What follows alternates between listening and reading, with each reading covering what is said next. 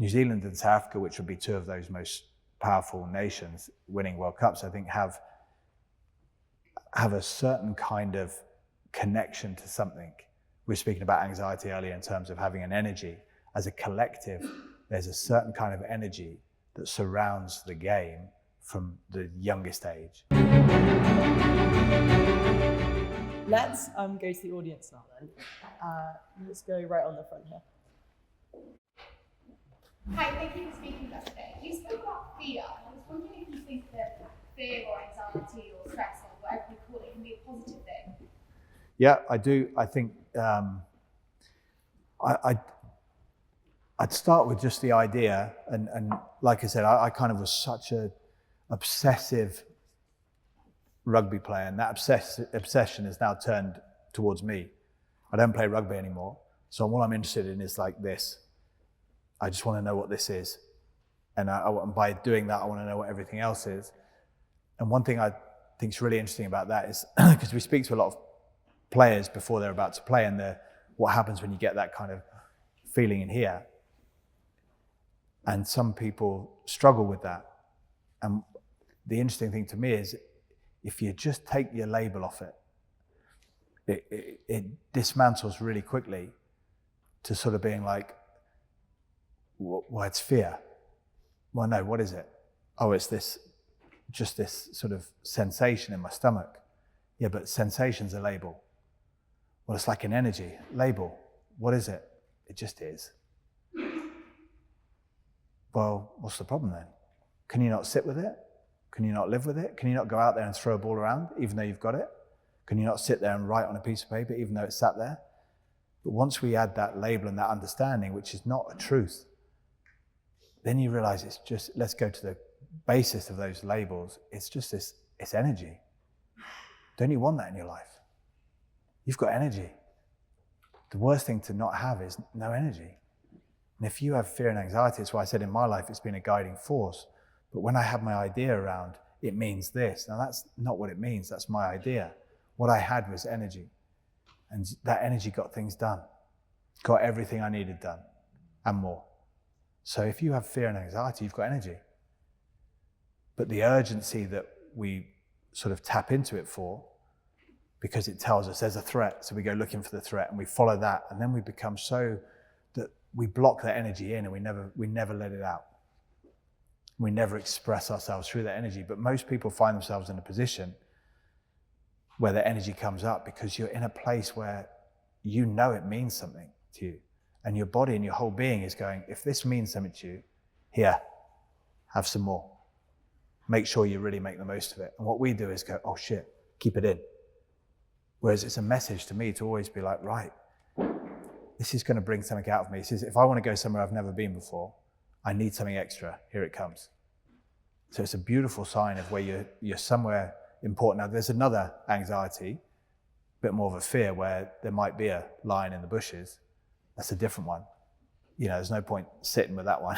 You want to probably run with that one, but it's amazing how, you know, that energy of having, or that thing about having energy in your life, so powerful.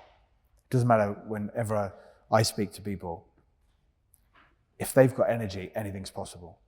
If they've got energy that's resistant, beautiful. Let's just move it and then whoa, we're off. If you've got energy that wants to go, brilliant. If you've got no real energy or desire to be there, nothing. So if you've got that, it's like, first of all, it's like, wow, the curiosity of what is it? Because once you remove that first label of is it means this, it's just, but that's just caught onto an old idea. And once you release that, it's like, shit, you've got energy in your life. It's going somewhere. But just for me, that's been my thing, is just to be like, can I live with it, sit with it and relax around it? Because normally you tense around it. But what if I learned to relax in this? So when I feel it, what if I loosen my shoulders?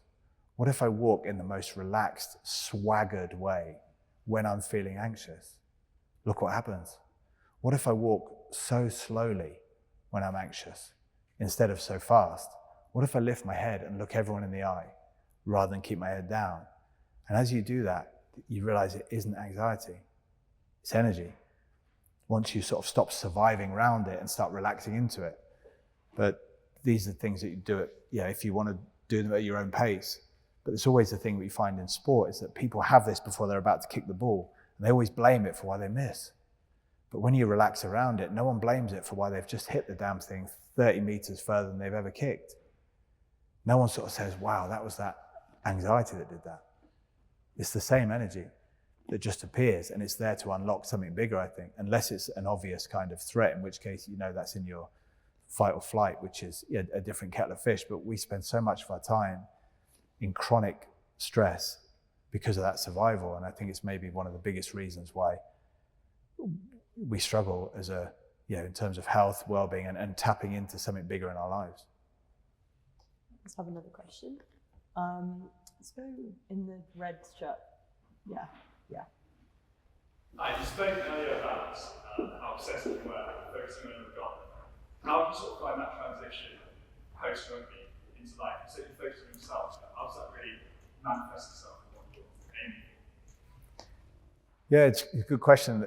A lot of the transition stuff is difficult. I had it when in the middle of my career, mostly because I was out for 4 years. And I had a kind of mini retirement in the middle, which I suffered for, because basically I just didn't know how to relax. I had no curiosity in me anymore. I had no trust in all these things. So I started to build a bit of that. But I think the transition for me is that I'm, first of all, I'm fortunate. I had a very successful career, which means that, very successful. I had some perceived successful career, which means that I have a degree of flexibility about how I work, especially shortly after my career. But at the end of the day, it's still the same challenge. How do I find my purpose? How do I find my meaning? And what that's been is this delving into that other voice that's in all of us, I think, which is guiding you towards something amazing, and it's following your highest excitement and passion and just trusting that will blossom into something bigger. And when you're on the field, you're used to your highest excitement and passion is so big, or perceived to be so big. Every bloody week, newspapers want to speak to you. TV's talking about this. Mates are phoning you up saying, about the game. TV's running it. Got your free boots on. Photos up here. Every game is like meaning. And then you go to being in a space where your excitement feels like, what the hell's this? What am I doing now? Like going out for a walk. No one's watching. What am I doing? How can I do an amazing walk? How can I be better at someone else than walking? You can't, but you trust that you just relax again into that tempo of life and just listen to the voice of excitement. You follow it, and you follow it again, and you follow it again. No matter what you have to do within that parameters of what you have to do, you find your excitement, you follow it as much as you can. And it just always leads, the path of highest excitement and passion always leads you on the path of greatest challenge and wisdom and meaning. And what I did after I finished was just kind of go, right, I can feel these urges. I can feel this sting of watching the team I just left still doing really well without me. You're like, oh gosh, but you don't follow that voice. You relax and you wait for that one that says, we should go do this. Never done that before. Where did that come from? I don't know. Or maybe it's something bigger guiding you rather than your old ideas just leading you deeper into the ground. And that's what it's been for me. And I found that I did one kicking session because someone said, would you come and do a kicking session with me? And I was like, all right. Felt some excitement there. And then now here I am. That's my kind of role. I spoke to one person about mental health because it sounded exciting. It still felt exciting, so I did it again. And that's what I do. It's so much, there is the area of like, okay, in the meantime, how do I make a living? There might be some things you don't want to do so much to make a living.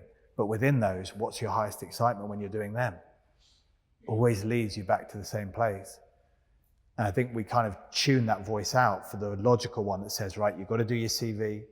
You've got to send it off to all these places. You've got to learn how to do interviews. You've got to go and do this. You've got to get this done. You've got to go and do your placements here and everything. It's like, yeah, you do. but you've got to follow your excitement when you're in them.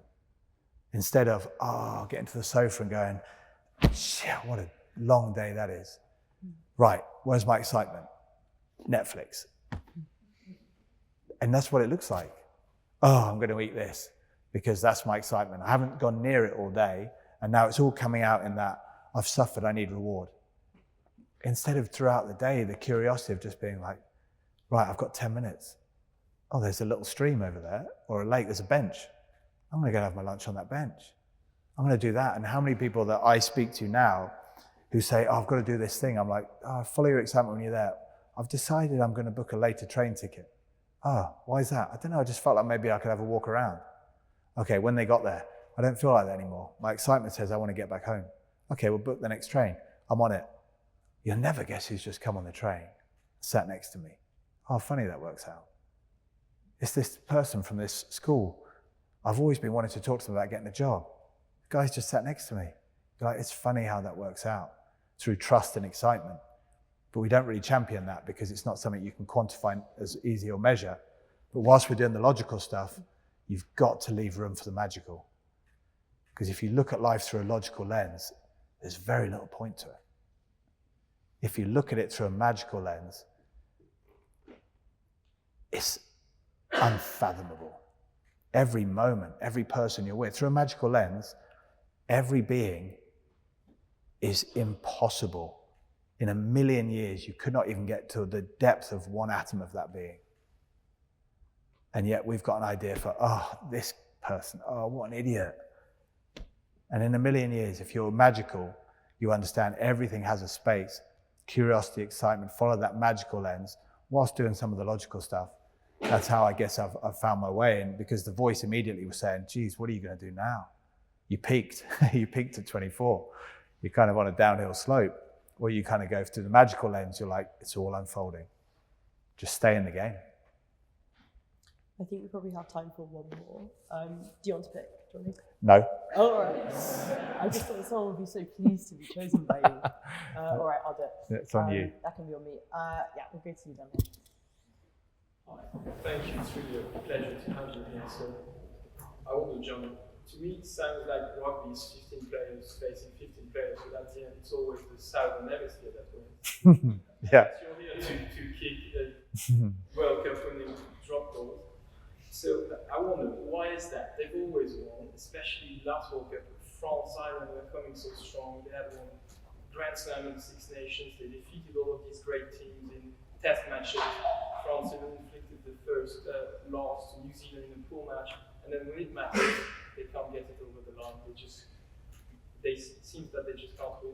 So what edge do they have? What's lacking to all of these great European teams? It seems like it's better and better, and yet to no avail.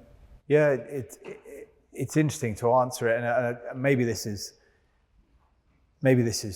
strange. I don't know if this makes sense, but when I'm sort of with you, and I hear a question. I just, the first thing that comes is that it looks magical to me. You give me a question, I talk for way too long, I go miles off on tangents, but it's because it seems magical to be here and to talk about these things. And you talk about mental health, and I'm like, mental health is a logical term. It doesn't make sense. Through the magical, you're like, it's just resistance, and it's purpose and meaning, and it's evolution asking to happen, and it's standing in the way of that evolution. And needing something to give, and it's like, oh my gosh, look at this, it's like a bloody Hollywood movie. Or it could be like mental health, whatever. Now, the same question you're giving here is like exactly that. For me, that through a magical lens, what do I see at the base of it is that New Zealand and South Africa, which would be two of those most powerful nations winning World Cups, I think have a certain kind of connection to something. We were speaking about anxiety earlier in terms of having an energy. As a collective, there's a certain kind of energy that surrounds the game from the youngest age, and it's intense. South Africa, about the home nations, the pride, the ruthlessness, the iconic idols that those players are to the young, how they grow up and how the gratitude and the privilege to be part of that team, that they represent their nation on such a level that they play like the whole lot are behind them. So every hit of theirs that you feel It's like, oh gosh, it's more than one person doing that. There's something else at play, and it glues them together. And when things look like they won't happen, they just find a way, as they did in that World Cup. New Zealand have that sense of what rugby means to the nation. The kids grow up. Everything is rugby, everything. And you feel that in the way that they just trust, because they get a sense they know rugby like the back of their hands, every single one of them. So in game situations, they're so unflustered because they just know rugby. They have that connection to that small country that just has this monumental presence in rugby. Again, heroes that have led the game, but this respect for the game, whatever. I'm not saying we don't have that elsewhere, but when we won the World Cup, we had to defeat that many times. This is why I think Ireland are moving in that direction. We had to beat New Zealand home and away, which Ireland have done and other teams have as well. We had to beat South Africa in their hometown early on in a game where at the end, you are on it's a high altitude, no oxygen, there's 2 minutes to play, and it's like every part of you is saying, just give up, you've done well. That's what it's saying. It's okay, you've had a good go. No one's beaten these guys down here for so long, and you've had a great crack, but give up, because you're that tired. But you just go, and you break that barrier. Now it takes that, but it takes it consistently. But also we found our connection because we came together. We had a World Cup in 99, which didn't go quite right. And then we had 99, 2000, 2001, 2002. We had we had a 5 nations and 3 Six Nations, where it went down pretty much to the Grand Slam decider. And we lost every single Grand Slam decider. And every time a different country got to rob us of that Grand Slam decider, and we had our noses rubbed into it quite fairly. And we suffered the humiliation of time and again getting to the top and having it all taken away. And in every one of those situations, we had a decision to make. Do we move on, or do we sit and complain about it and let that be it? And in the moving on, we're shedding layers of what we didn't need. And mostly, like I said, the humility. All that kind of I'm the man just gets stripped off you. So that team, oh, look who we are, we're beating everyone. Oh shit, we've lost to Wales at Wembley in the last minute. Now everyone's talking about it. Oh shit, we've lost to Scotland in the rain, and now everyone's talking about it. Oh gosh, we've lost to Ireland in October after the season, and everyone's talking about it. Now we've lost to France, and suddenly you've got a load of people who are no longer, I'm the man. They're just refined individuals that have come together through that humiliation and will not accept no. Now at some point, that's what it comes down to. You just will not accept no. And I look at South Africa and they won't accept no. And in that final against New Zealand, they go down to 14 men after 20 odd minutes and they won't accept no. And so you get a game that's going, oh shit, either of these teams could do it. And then Ireland and France have got so many yeses, but there's still room for the no. And I think Ireland at the moment are especially just starting to look like no more. But it may take another 4 years. And imagine in 4 years, they've got to keep that team. Loads of ingredients that have to stick. They have got to keep inspiring each other and keep growing. But that's how you do it. But this is being done from child level in those other countries. That refining, because they're playing such levels at those child, they're realizing that you can't be the man at 10 years old. So they're starting to happen. So it's inbuilt. Whereas here we've got maybe more soccer, and the rugby's a bit different. But these countries, like, that's what you're playing against. You go out there, you see the hacker, you're like, oh. And the South Africans, you're like, oh, don't. I mean, I got hit in a tackle so hard in one of the South African games. And at the bottom of the ruck, I'm just lying down there. And my team were like coming over to pick me up. And just as I'm being picked up, I hear one of their guys just like, it's only 2 minutes in. So much more of that to come. And you're just looking, going, oh, and the New Zealanders, you smash them in a hit, or you get on top of them, or something happens. I smashed one of them and was like on top of them. I pushed off him to get up. And as I'm trying to push off him to get up, he gets up before me, pats me on the back, and like, great hit. And he runs off in front of me. I'm like, oh, what do you do? What are you supposed to do? You can't get into them when you try and mouth off. You can't hurt them when you tackle them. You try and, when they're making mistakes, you try and get into their minds. They just come back and do it anyway. And that's a cultural shift for us a little bit, because we're really kind in this country. We're thoughtful. I had an issue in France in that everything that I got asked to do, I never said no, but I politely tried to in every way without saying no. They take that as a yes. So it'd be like amazing. They'd just be like, oh, do you want to do this? I'm not sure. I've got this and I've got that, and I might just, but it's probably going to be really difficult. We'll see you tomorrow then. It's like, because there's a culture, we need to be able to say, no, I'm all right, thanks. Just, I'm good. I had just a silly little story, but I went to do a thing on French TV, and it was a short news feature. And I was there to talk about mental health and talk about the World Cup when I was out there. And just before I'm about to go on, they said, oh, we've set up some dustbins just out there, because we've seen on a video on YouTube like 10 years ago, 12 years ago, that you kick some balls into a dustbin. So we've set that up for you live on TV whilst you're doing this. Would you just kick these into the dustbin for us? I'm like, right. My whole heart is going, now the old me would be like, shit, I've got to do it because they asked me. But this part of me just went, oh, no, it's okay, I won't do that, thanks. And as I said it, the person's looked back, sorry, what? And now we're in a stare off. And my whole being is going, make an excuse, make an excuse, make an excuse. But I didn't. I just went, I don't want to do it. And they said, okay, fine. And he went out there and did the whole interview, which was about 5 minutes long. So had they done the buckets, I wouldn't have even spoken. It would have been wheeled on just to kick and then wheeled off again. But at the end of it, you're kind of like, that's a growth. For us, that's growth. Being able to stand there and say, it's okay for me to have what I want. Don't need to apologize for it. Don't need to make an excuse for why. Now that's a movement in terms of, like I said, about the ruthlessness of the rugby team in the media, to just be like, this is who I am right now. And it's okay and this won't be who I always am, but right now, this is my truth. This is what I feel. And I think that for me is part of that next evolution. Ireland is starting to look like that. The game doesn't go well. You just go, we didn't play the way we wanted to. This is the face I'm wearing. It's not a smile. I'm not going to be long in this interview. It's going to be a short one. I'm done. And you just go, good for you. You walk off the field, not celebrating after weakening someone. You're just like, it's not good enough. Oof. Powerful. And I think we had that a little bit. We beat New Zealand away from home in 2003. And it was a game in the rain. And we won, even though we had 2 people missing in the scrum at one point. We scrummed against 6 against 8. And at the end of the game, we beat New Zealand away from home for the first time for God knows how long.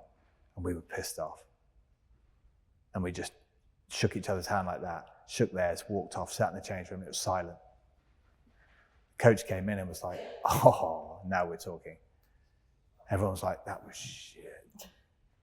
We've got to get out on the training field. There was no, we did it. Now you're like, no, I think you mean business. This is like that team leading themselves onwards. And that lasted. But do you see, after the World Cup, things changed. And quite quickly, it just falls away. New Zealand and South Africa do this time and time and time again. Yeah, that's the goal, that's the benchmark. And thankfully, I think we're learning, we're on our way. Okay, so we're going to bring some dustbins in now. So I do actually have one final question, but I'm conscious of time, so I hope you can keep it a little bit short. It won't be short. Okay, well, that's fine. That's okay. It's up to you, really. Yeah. But I just want to remind everyone that once we're done, please just remain seated so Jonny can get out of the chamber before you all start leaving. The final question is that one that we ask all of our speakers, and I think we've been doing this for quite a long time now, and it's, if you had to leave our members here with just one thing to think about for the week, what would that thing be?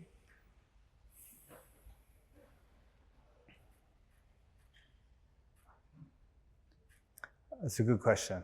It's quite a big responsibility, that. It is going to be a short answer.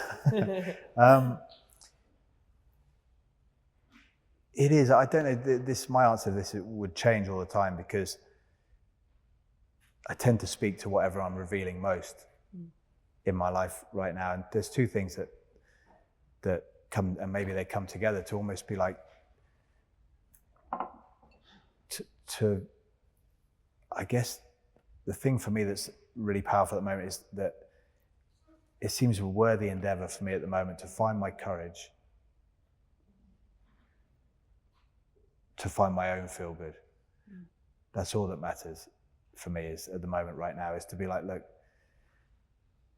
to find a way to feel free of everything, to feel, because if you ask me, how do I feel at my best? I'd just say, oh, how do I want to feel? What's the only thing I'm after? Is that I want to feel free. I want to feel powerful. I want to feel in love with life. Now, you can't get to any of those through conditional.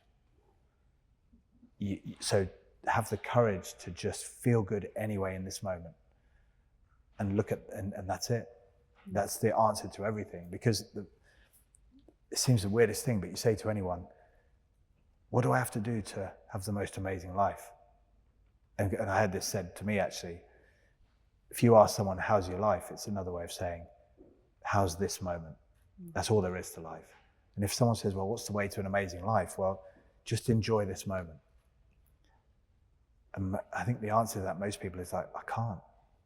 Why not? Well, because I'm not allowed. I'm not allowing myself, and also I don't know how. I don't know how to let go and just enjoy this moment. I want to see the magic and everything, but I don't see it. How do I see it? I want to feel okay being here, but I've got this thing coming up in a week's time and I'm worried about it. Or this just happened last week and I'm feeling this about it. I can't enjoy this moment. But this moment is all there is. To have the courage to find a way to embrace, enjoy this moment, rather than keep putting this one off to say, I'll leave this one because there's a better one coming.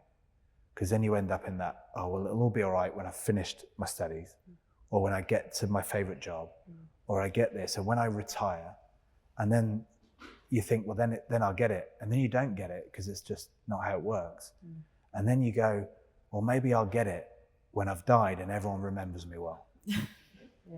And that's the one that locks us into the cycle. That's the best we come up with, is like, at least I'll be remembered well. People will remember me for doing good things. So, but it doesn't matter.